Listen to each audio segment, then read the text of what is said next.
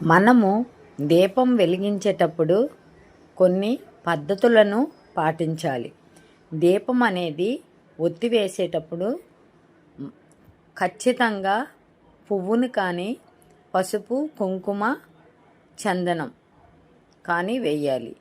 ఒట్టి ప్రమిద ఒత్తి అలా ఉంచకూడదు.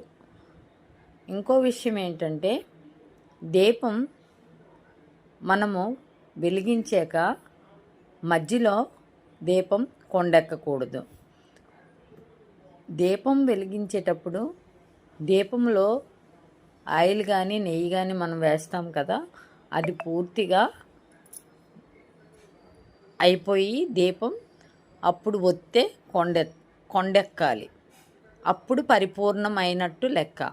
మధ్యలో కొండెక్కకూడదు దీపం. ఇది మనం గుర్తుపెట్టుకోవాల్సిన విషయం. ఓం నమః.